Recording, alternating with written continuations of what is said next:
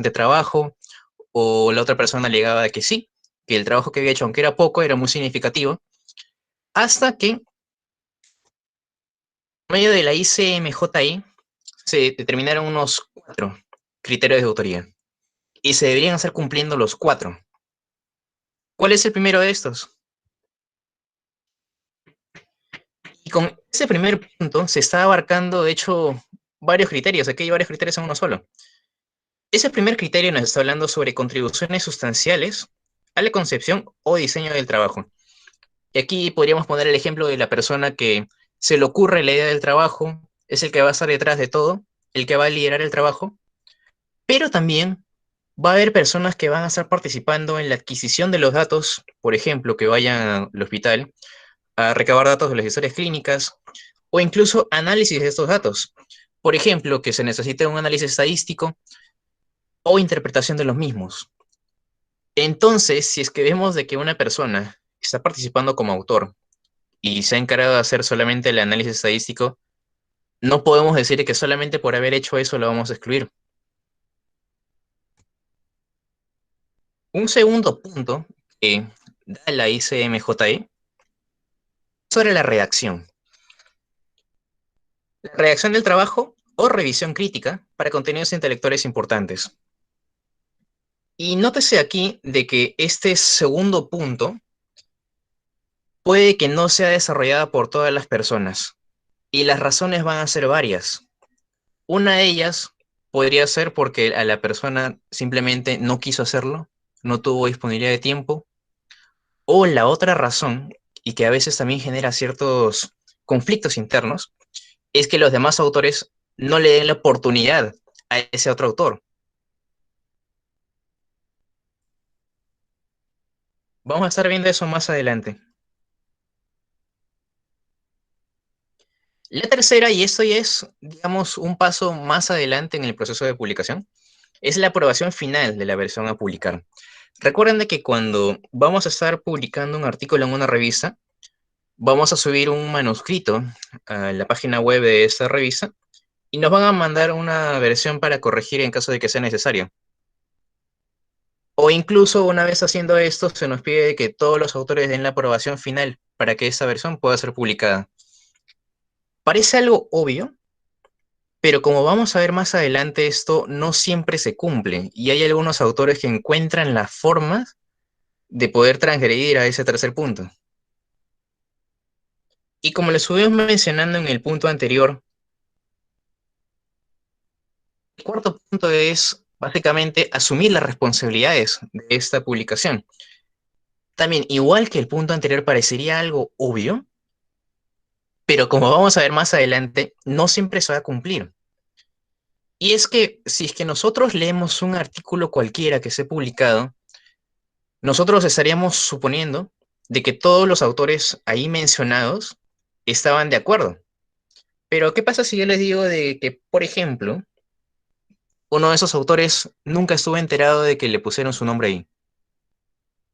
Pasa. Vamos a ver más adelante que sí pasa eso.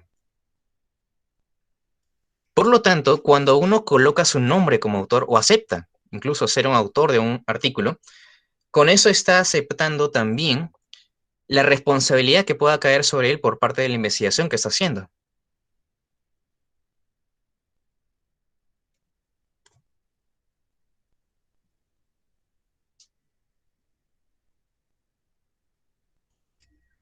Como estamos viendo, el cuarto punto y el segundo punto, el cuarto punto de asumir la responsabilidad y el segundo punto de hacer la revisión del manuscrito, no siempre va a estar disponible. El primer punto y el tercer punto, obviamente la persona tiene que tener una participación activa, pero para el segundo y cuarto punto, eso es donde, digamos, ya entra un poco más el trabajo en grupo. O sea, se debe dar la oportunidad de que todos puedan cumplir con los 4 criterios de autoría. Y una recomendación aparte, antes de entrar al tema de filiación, es de que estos criterios de autoría se puedan establecer y que se dejen en claro antes de empezar a desarrollar el proyecto. Es decir, de que se determine cuál va a ser el rol de cada persona en ese equipo de investigación y que las personas sepan de que van a ser consideradas como autores. Si es que solamente ha participado, por ejemplo, en el análisis estadístico, pero solamente en eso nada más, es debatible si es que se le puede considerar como autor o no. O si es que esa persona solamente apoyó un poco nomás en la redacción y nada más, tampoco no se le incluiría como autor. Pero no estamos diciendo que se le va a borrar por completo del artículo. Es cierto que quizás no se le vaya a considerar como autor, pero igualmente se puede reconocer su trabajo en la parte de agradecimientos. Igualmente, si es que se le va a considerar como autor, la persona tiene que saberlo. Y si es que se le va a considerar agradecimientos, la persona también tiene que ser notificada de eso. Vamos a tocar más en detalle eso de la autoría más adelante, cuando vayamos a ver los ejemplos. Y toquemos ahora el tema de las filiaciones científicas. Esta es un tema muy simple, pero con un gran debate en torno a él. ¿Qué es una afiliación científica? Algunos podrían definir que la afiliación científica es la institución a la cual un autor va a pertenecer. Otros podrían definir la afiliación científica como la institución en la que trabajaba el autor durante el tiempo en el que el estudio se estuvo realizando.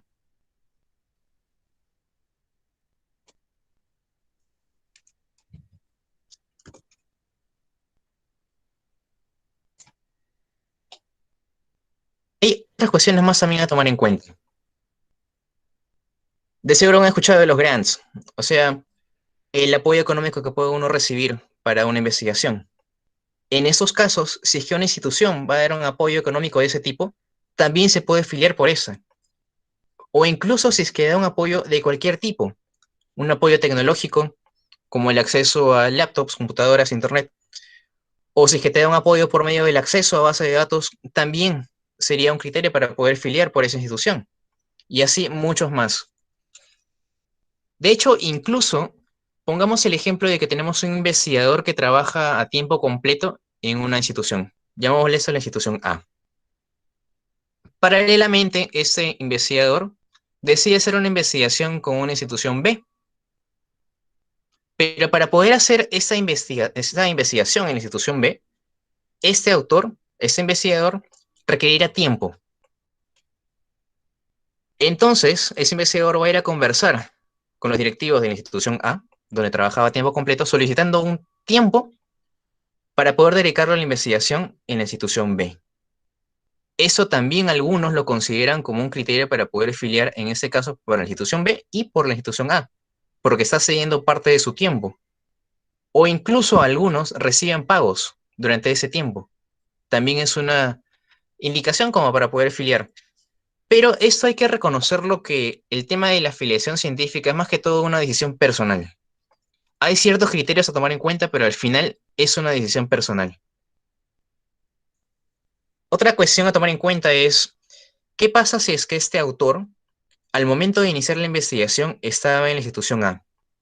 De hecho, el trabajo era por parte de la institución A. Terminó el trabajo y todo eso y dejó de trabajar en la institución A. Y el momento de querer publicarlo ya no estaba ahí en la institución A, estaba en la institución B. Todavía puede filiar por la institución A. Aunque en ese momento ya no esté trabajando ahí, durante el desarrollo de ese trabajo estuve en la institución A. Por lo tanto, podría filiar por esa institución. Y el tercer punto de esta diapositiva, y también como lo recalco, esto va a ser una decisión personal, es que se puede estar sin filiación como un investigador independiente. Por ejemplo, pongo el caso de que cualquiera de ustedes ya terminó sus carreras, ya no están en su sociedad científica, no están en un grupo de investigación aparte, sino que ustedes deciden hacer una investigación por su cuenta, se juntan con un amigo que tienen por ahí, y entre los dos deciden hacer una investigación. Y el momento de filiar, ¿por quién irían a filiar si la idea solamente sale de ustedes? Quizás algunos quieran filiar por su alma mater, son libres de hacerlo. Otros quizás no querrán tener ninguna afiliación y se pueden colocar, y está permitido, colocarse como un investigador independiente. Podemos ver múltiples ejemplos en los cuales vamos a ver de que las filiaciones van a ser tantas como en ese ejemplo, no van a caber ni siquiera en una de las páginas. Se requieren dos. O incluso, como le estuve mencionando en el último punto, Atención al segundo investigador. Veamos qué fue lo que colocó en su filiación. Investigador independiente. Como lo mencioné, ¿es posible hacerlo? Sí. Si una persona decide hacerlo así, lo puede hacer.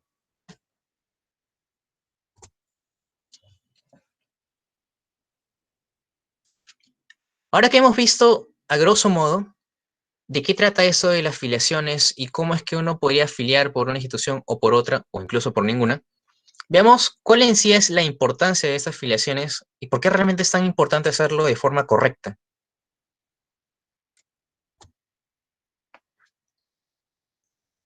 Primeramente, y es lo que, bueno, va a ser un poco obvio,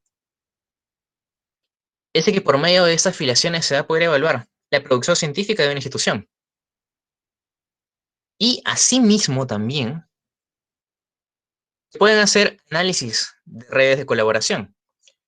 ¿Qué es esto? Pongamos el ejemplo de que, en mi caso, y yo estoy en la Universidad Nacional Mayor de San Marcos, publico un artículo, y en ese artículo uno de los autores también era un alumno de medicina, pero este alumno de medicina era de otra universidad, pongamos de la Cayetano. Aquí hay una red de colaboración, San Marcos Cayetano. Y eso se sabe porque estamos colocando nuestras filiaciones.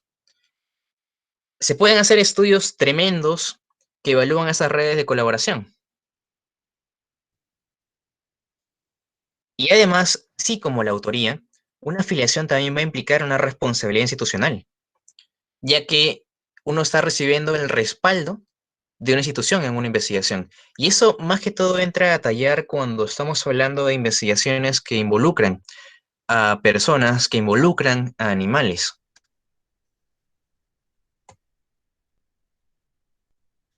Ese justamente es un estudio que analiza redes de colaboración, este es del año 2010. Y como pueden ver en la imagen, cada uno de estos círculos representa a una institución, a una universidad, a un hospital. Vamos a interpretar este gráfico. Van a ver de que aquí el círculo más grande en cuanto a universidades corresponde a la UPCH, la Universidad Peruana Cayetano Heredia. Y el tamaño de esos círculos lo que está representando es la cantidad de veces que aparecen en los artículos. Es decir, la Cayetano, ¿cuántos artículos tiene? Que vendría a ser su producción científica. Igualmente San Marcos, su producción científica. ¿Y qué significan estas líneas? Estas líneas indican justamente las redes de colaboración. Y cuanto más gruesa es esta línea, más veces han colaborado. Con eso entonces nosotros podemos ver de que la Cayetana ha estado colaborando fuertemente con San Marcos, ha estado colaborando fuertemente con el Instituto de Ciencias Neurológicas y fuertemente también con Prisma. ¿Hay otras formas de poder hacer esto? Sí. Este gráfico también pertenece al mismo artículo, pero que ahora en lugar de estar analizando instituciones, está analizando los países. Y salta a la vista la tremenda colaboración que hay entre Perú y Estados Unidos, al menos dentro de los artículos que subieron, revisando que era netamente de producción científica peruana.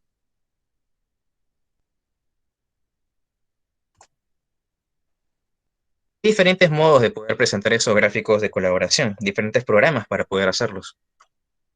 Ese gráfico de aquí es un artículo más reciente, del año pasado, en el que igualmente también se analizan redes de colaboración internacional, pero esta vez referido solamente a una enfermedad, al lupus. Igualmente con las indicaciones anteriores, ahora sí podemos interpretarlo bien, y sabemos de que cuanto más grande es uno de esos círculos, indica que tiene una mayor producción, y las líneas indican las redes de colaboración.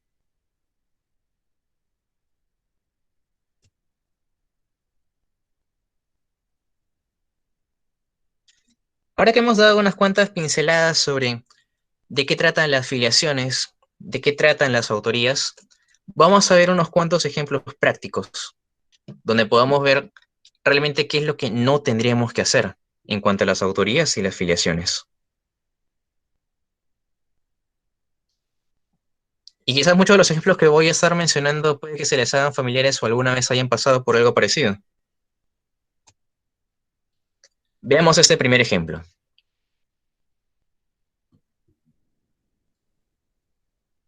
el surgimiento de un nuevo tipo de vida y criaturas vivas a partir de la mezcla de células de plantas y animales. Un título un poco ambicioso. ¿De qué trataba este trabajo de investigación? Lo que querían hacer era una combinación entre células de animales y plantas. Específicamente estamos utilizando a aves. A estas aves les abrían el abdomen, les abrían el tórax y les metían plantas. Así de crudo como suena, eso fue lo que quisieron hacer. Bueno, de hecho lo hicieron. Veamos que solamente tiene un solo autor y está afiliando por esa institución, la RIAM, que es de Irán. Quizá uno piense entonces, si está respaldado por una institución que parece seria, ¿qué tiene que decir esta institución con respecto a este trabajo, que no es nada ético? De hecho, se llegaron a pronunciar. ¿Y qué fue lo que había pasado?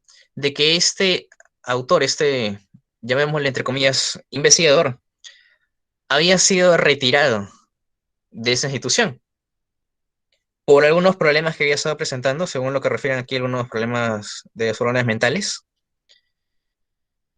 y que había estado filiando por esa institución aun cuando no formaba parte. ¿De qué estamos hablando aquí entonces? Una falsa afiliación. Y como este ejemplo vamos a ver muchos otros más.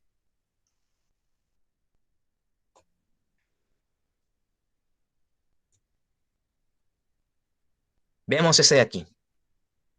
Nuevamente vemos un solo autor, su filiación, y ese artículo de qué trataba.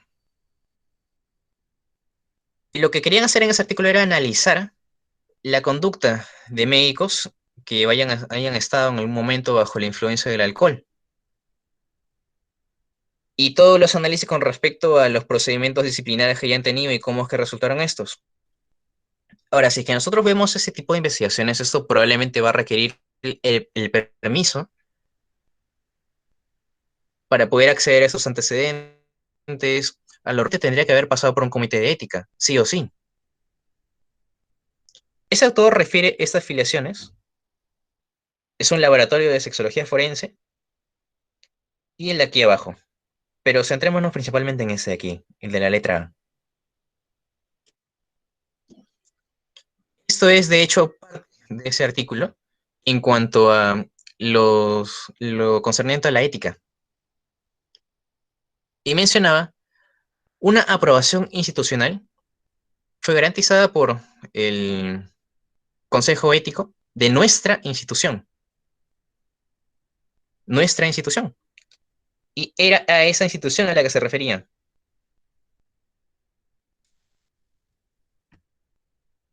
¿Por qué digo que esta es una autofiliación?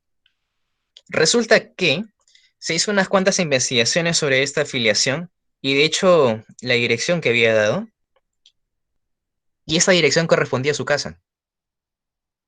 Esa institución que él había, digamos, filiado era una institución de una sola persona. Por lo tanto, él solito se había dado el permiso ético para poder hacer todos los procedimientos que necesitaba. Eso algunos lo determinan como una autofiliación. Por lo tanto, si es que se va a necesitar hacer una aprobación por un comité de ética, obviamente no va a poder ser por una institución de una sola persona.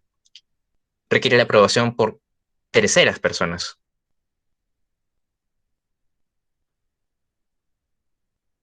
Esta es una historia que muy probablemente a muchos de ustedes les va a resultar muy familiar. De hecho, a mí me pasó. Pongámonos en el caso de que nosotros queremos hacer una investigación en un hospital. ¿Ok? Hacemos el protocolo, hacemos todo eso y vamos a necesitar pasar por el comité de ética. Ese comité de ética muy probablemente nos va a preguntar de qué trata el trabajo, cuáles son los servicios que se van a ver involucrados, ya sea cardiología, hematología, neumología, entre otros. Y nos va a pedir que mandemos los servicios, los permisos a esos servicios que se van a ver implicados. Lo hacemos, mandamos el protocolo del trabajo al comité de ética, mandamos el protocolo del trabajo al jefe de cada de los servicios implicados Listo, está bien, lo aprueban.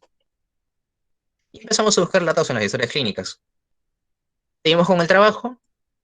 Y al terminar todo, nos contacta el jefe de servicio de uno de los servicios implicados, exigiendo ser autor simplemente por el hecho de que era jefe de uno de esos servicios. Seguramente les ha pasado a alguno de ustedes. Quizás no. Así que veamos otro ejemplo más.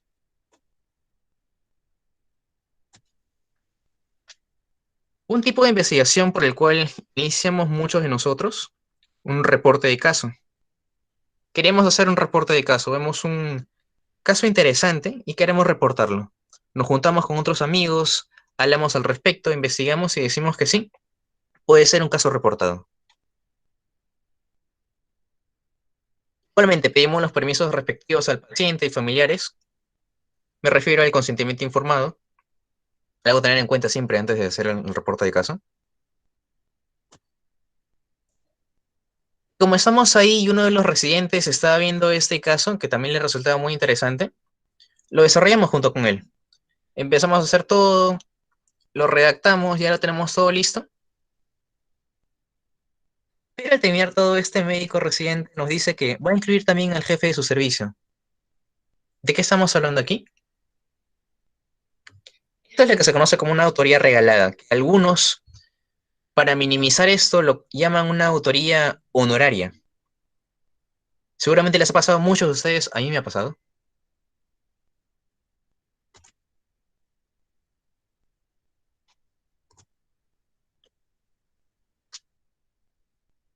Veamos este otro caso.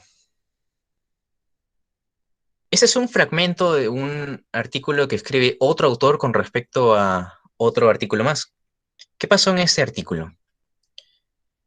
Encontraron a un investigador que se llamaba Javier Grande. Sin embargo, cuando empezaron a investigarlo, no encontraron ningún antecedente sobre él, sobre la afiliación que había dado, no lo conocían ahí, pero este autor, Javier Grande, siempre aparecía junto con otro más, con el autor Jesús Ángel Lemus Loarte. Siempre estaban de la mano los dos. Al menos de este último se vio de que sí existía en verdad, pero ese de aquí no. Este realmente sí era un autor fantasma. Nunca había existido. Por esto, ese mismo autor que hace ese análisis empieza a plantear unas cuantas hipótesis sobre por qué estaría pasando eso. Mencionaba de que quizás sea cierto por como lo ven algunos autores, algunos investigadores, de que no es lo mismo que una investigación tenga un solo autor a que tenga varios autores. Mencionaba de que quizás algunos vean de que una investigación que tiene varios autores tiene un mayor peso que una investigación que solamente tiene un autor. Y por eso ese autor había estado creando a otro autor para poder darle más peso a ese artículo. Otra razón que estuvo encontrando era que, si bien es cierto, el autor que sí existía reportaba la afiliación verdadera de este, su afiliación como que no tenía tanto peso, porque, bueno, algunos investigadores también lo toman de esa forma, así como el número de autores también, ¿qué filiación? No le dan el mismo peso que sea una afiliación de acá de Perú o que sea una afiliación extranjera, por ejemplo, tipo Harvard, más renombre.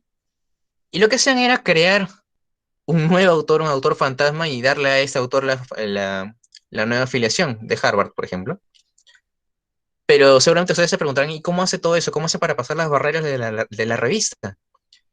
Y si es que uno se pone a pensar realmente los pasos para subir un artículo, es algo plausible de poder hacer. Simplemente es crearse un correo electrónico falso, subir los datos de ese autor y colocar una afiliación que no le correspondería. Y al final, como uno tiene acceso a ese correo falso que se acaba de crear, fácilmente uno podría entrar a ese correo y decir, sí, yo participé de esto y ya está. Esto es una autoría falsa, aparte también de una filiación falsa o mal atribuida. Ahí no quedan las cosas. De hecho, esto se podría complicar un poco más. Ese artículo cometió una falta muy, muy grave. De hecho, fue retractada en su momento cuando se dieron cuenta de lo que había pasado. ¿Qué fue lo que hizo este autor? Bueno, de hecho fueron dos. Algo parecido a lo anterior, pero que en este caso ellos no habían ideado un autor falso, sino que habían colocado un autor que sí existía, pero que lo pusieron sin que éste supiera. Ahora, ¿por qué algunos hacen esto? Quizás también para darle más peso al trabajo. Quizás quieran añadir a un investigador que sea experto en ese tema y que si es que está incluido en ese artículo probablemente te lo van a publicar.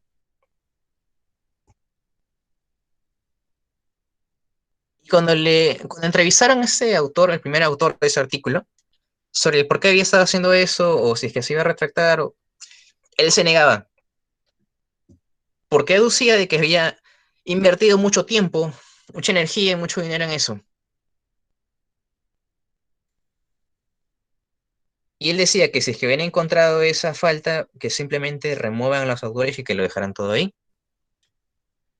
Obviamente que cuando se contactó con los otros autores que habían sido mencionados en ese artículo sin que ellos supieran, querían que se retractara el artículo.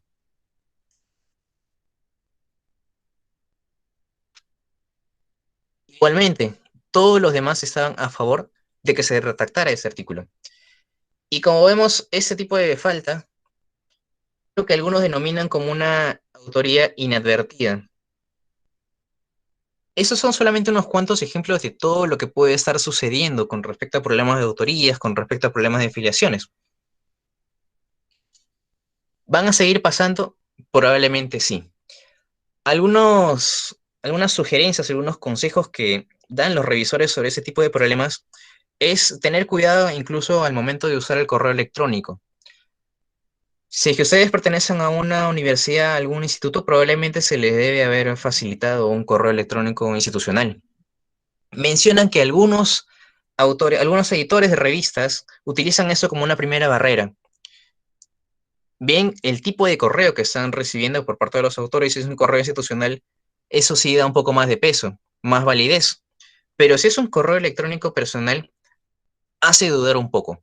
No siempre van a estar averiguando eso a fondo en todos los artículos, porque en verdad sería una gran cantidad de tiempo para ellos, pero conforme más complejo sea un trabajo, y con eso me refiero a que esté incluyendo experimentos en animales, experimentos en humanos, muy probablemente lo vayan a estar investigando. Como vemos en sí, pero tiene muchas cosas de polémicas en él. En sí, lo de la afiliación va a ser, como lo estuve mencionando, una decisión netamente personal, pero que hay que tener en cuenta lo que estuve mencionando, sobre a quiénes sí poderle dar la afiliación, o sea, sobre qué instituciones poderle dar las afiliaciones, y mencionar también no dejar que nos gane el sentimentalismo. Si bien es cierto, es una decisión personal, recordemos de que dentro de las importancias de las afiliaciones estuve mencionando de que sirve para poder hacer diferentes análisis. Estos análisis, desde mi punto de vista, no van a ser 100% exactos, porque como hemos visto en esos ejemplos, y solamente son unos cuantos, porque hay ciertas investigaciones, unas investigaciones que han estado viendo eso, y cerca de un tercio de los artículos no reportan correctamente las filiaciones.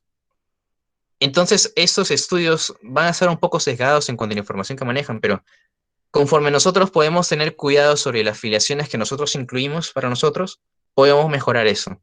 En mi caso, yo pertenezco actualmente a dos instituciones.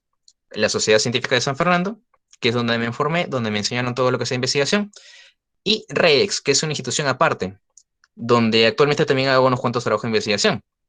En los trabajos en los que yo participo, que son por parte de REDEX, yo no voy a estar filiando por Sociedad Científica si es que Sociedad Científica de San Fernando no me ha aportado con nada, ya sea con apoyo logístico, ya sea con apoyo a acceso de bases de datos. Si es que no ha apoyado con nada, pues no tendría en sí por qué filiar por Sociedad Científica de San Fernando. Aunque mi corazón esté con Sociedad Científica de San Fernando, yo debería optar por lo correcto y solamente estar filiando por Redex. A eso me refería con que no nos gane el sentimentalismo.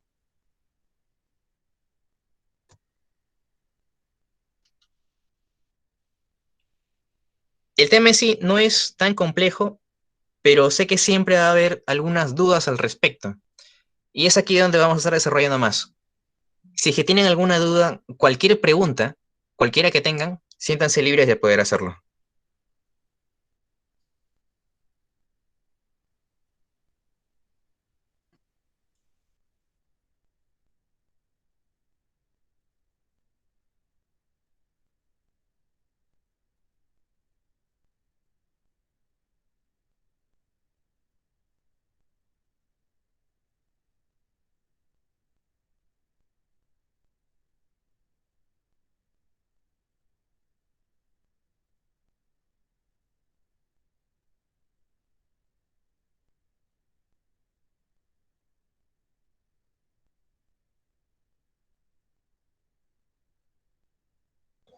Hay una duda en el chat que dice, si trabajo en dos instituciones, por ejemplo, dos universidades, ¿tendría que colocar la afiliación de ambas?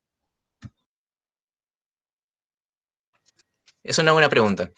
De hecho, cuando yo tuve esa disyuntiva, algo parecido, lo que se puede hacer es conversar directamente, si es que se puede, con las autoridades de cada una de estas. Sé que muy probablemente no todos lo vayan a hacer, pero esto es, digamos, la salida más correcta, por así decirlo, y preguntar qué es lo que pueden ofrecer, qué tipo de apoyo pueden dar. Si es que no va a haber ningún tipo de apoyo y si es que en la investigación no ha participado para nada esa institución, en verdad uno no tendría por qué filiar. En mi caso, por ejemplo, yo soy de la Universidad Nacional Mayor de San Marcos, no siempre filio por ella.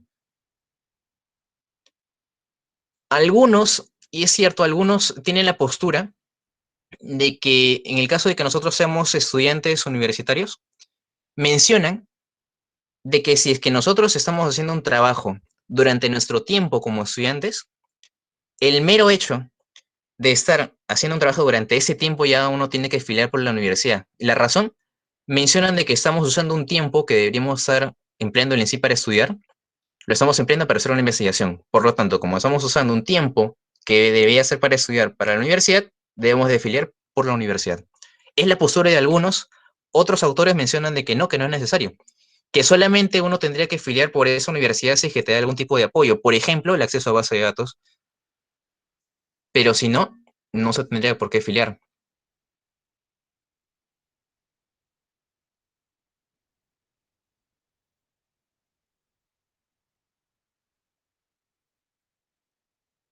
Muchas Ahora, otro gracias, ejemplo doctor. parecido a eso, otro ejemplo que es parecido a ese es el que nosotros estamos trabajando en una institución de investigación.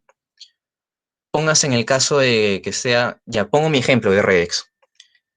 En el caso hipotético de que yo reciba un pago en Redex, un pago continuo, y que yo busco hacer otra investigación, pero para hacer esa investigación yo necesito buscar un tipo de financiamiento. Y necesito tiempo para buscar ese tipo de un financiamiento, un grant. Por lo tanto, lo que va a hacer Redex, y yo pido permiso a Redex, es de que me dé un tiempo para poder hacer la búsqueda de ese grant. Y durante ese tiempo yo voy a seguir recibiendo pago por parte de Redex. Aunque en ese trabajando en Redex me sigan pagando. Para que durante ese tiempo yo busque un grant, reciba el financiamiento por parte de alguna otra institución y empiezo a hacer el trabajo. Como esa institución me está financiando ese trabajo, de todas maneras yo estaría filiando por esa otra institución.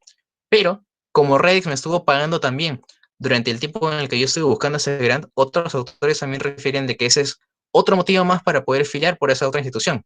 Porque, digamos, estuvo apoyando económicamente durante el tiempo en el que tú estabas desarrollando la investigación, buscando el grant.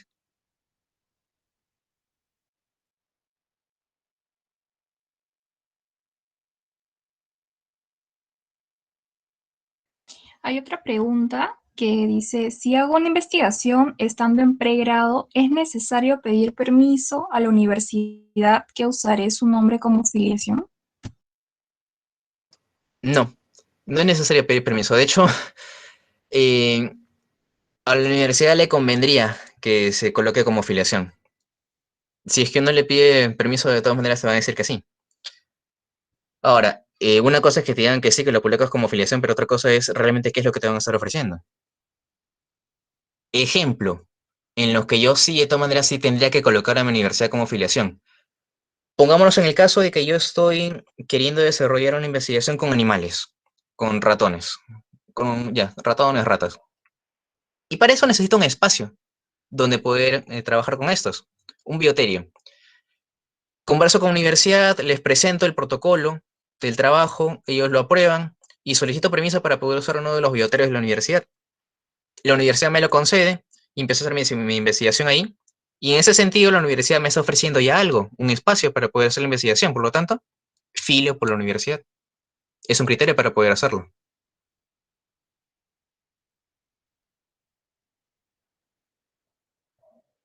Claro que es diferente que uno haga una investigación, por ejemplo, que yo me ponga a hacer una revisión sistemática. Lo hago todo desde mi casa, todo lo que necesito lo tengo. Y como ya estuve, como yo hice eso durante el pregrado, se me ocurre hacer la afiliación por parte de la universidad. ¿Soy libre de poder hacerlo? Sí. Es una decisión personal. Pero ahí sí no lo consideraría tan necesario el pedirle, digamos, permiso a la universidad para colocarlo como afiliación, porque de todas maneras van a querer que lo coloquen como afiliación. Eso aumenta la producción científica de la universidad y, claro, le convendría. Pero si es que uno tiene esa duda de lo incluyo o no lo incluyo, o si es que puedo conseguir algo más, ahí sí se podría conversar con la universidad. Si es que es una investigación grande y uno quiere recibir algún tipo de beneficio por parte de la universidad, lo puede presentar como un protocolo y preguntarles a las autoridades en la unidad de investigación de sus universidades qué es lo que le puede ofrecer. Le puede dar alguna facilidad, algún acceso a base de datos, por ejemplo, que tú quieres hacer una revisión sistemática. Quieres incluir varias bases de datos, solamente tienes acceso a PubMed, tienes acceso solamente a WOS, a Web of Science, pero necesitas acceso a otras bases de datos. Le presentas el protocolo a tu universidad, a la unidad de investigación, y les preguntas con qué te podrían apoyar. Quizás ellos se puedan apoyar con el acceso a otras bases de datos, como Embase, Scopus, y es una indicación como para poder afiliar por ellos.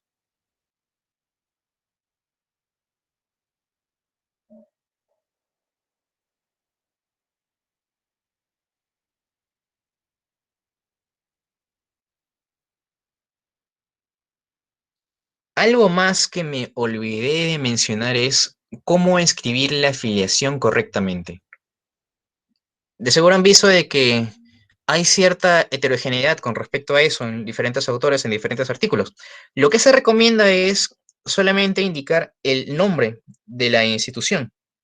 Algunos mencionan, por ejemplo, trabaja en un hospital y le ponen, pongamos un ejemplo aquí, de por aquí cerca, Hospital Nacional 2 de Mayo, Servicio de Medicina Interna, Sala San Andrés, jefe de servicio, médico, médico internista, y no es necesario colocarle tanto detalle.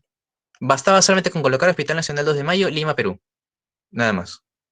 Otros incluso colocan, en nuestro caso, en pregrado, le ponen, si es que yo pongo universidad, Universidad Nacional Mayor de San Marcos, Facultad de Medicina, estudiante de medicina de séptimo año, no era necesario colocar tanto, solamente la universidad y ya. Los grados académicos no son siempre necesarios, salvo que la revista te pida. Y si es que te lo pide, lo colocan como algo extra. De seguro han visto que ponen en las filiaciones, por ejemplo, en el caso que yo acabo de mencionar, le pongo filiación 1, Universidad Nacional Mayor de San Marcos. Y aparte le pongo una letra A, 1A, estudiante de medicina de séptimo año. Se colocaría como algo aparte. ¿Cuántas filiaciones colocar? Eso también va a depender mucho de cada revista. Algunos se admiten hasta 3, algunas incluso, si es que es un congreso, te admiten máximo 1. Es decir, cuando te piden escribir en el congreso, te permiten varios. Pero a la hora de la hora, cuando te van a publicar todo, solamente aparece una sola. La cantidad de autores también va a variar mucho dependiendo de la revista, dependiendo del artículo. Y por eso menciono de que las cosas deben estar claras desde el inicio.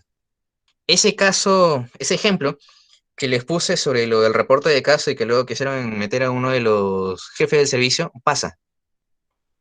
¿Qué pasa si es que eso, bueno, de hecho pasó? Eh, yo quería hacer un reporte de caso y ustedes saben, probablemente, de que la cantidad de autores para un reporte de caso es limitada. En algunas revistas se incluyen hasta 4, en algunas revistas se incluyen hasta 5. ¿Qué pasa si es que ya terminase todo eso, ustedes ya eran 4 autores, estaban así con lo máximo de autores, tú padecís en buscar la revista para poder publicar tu reporte de caso, y viene este residente y dice, no, tenemos que incluir al autor sí o sí, así que no, ustedes sale, y te votan, y no fuiste incluido. Ese también se le llama como un autor fantasma, un autor que publicó, que trabajó en un artículo, pero al final no se le consideró. Por eso las cosas claras desde el inicio. Ver cuáles son los criterios que todos van a considerar como criterios de autoría, que todos lo cumplen, que todos lo cumplan, y que se defina quiénes van a estar ahí como autores, que no se metiendo otra persona luego.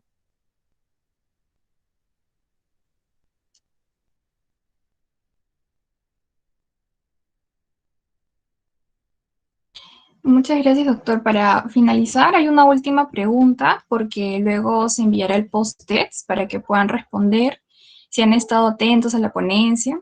Los que aprueben van a tener su certificado.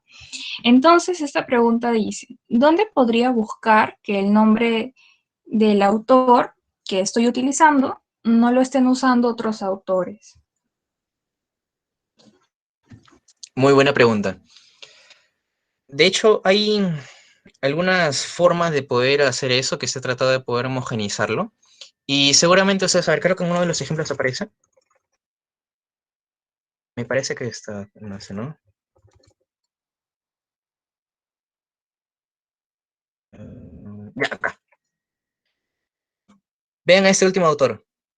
¿Ven ese circulito verde? Este círculo indica de que este autor está registrándose con su ORCID. ¿Qué es esto de ORCID? Digamos que es algo así como un recopilatorio para cada autor, donde este autor va a enlistar sus datos personales, las instituciones donde ha estado trabajando, los artículos donde él ha sido autor, de todo. Por lo tanto, esa es una forma de corroborar cuáles son los artículos que realmente le están perteneciendo a ese autor. Si es que uno entra a la versión web de este artículo y le da clic acá donde dice ese círculo verde, va a entrar a la página del autor Álvaro Taipe Rondán. Y va a ver los diferentes artículos que tiene, va a ver en qué instituciones ha estado, ahí también se puede ver afiliaciones, y se puede ver todo en verdad. Y esa es una forma de poder corroborar si es que este autor ha participado en determinado artículo o no. Ahí tú puedes ver cuáles son los artículos que sí que le corresponden a ese autor. Ahora, ¿cómo ver qué otros artículos se le pudo haber atribuido a ese autor? Y hace una búsqueda manual puede ser en Google Académico, y ahí aparece en verdad. Y puedes hacer ahí la comparación.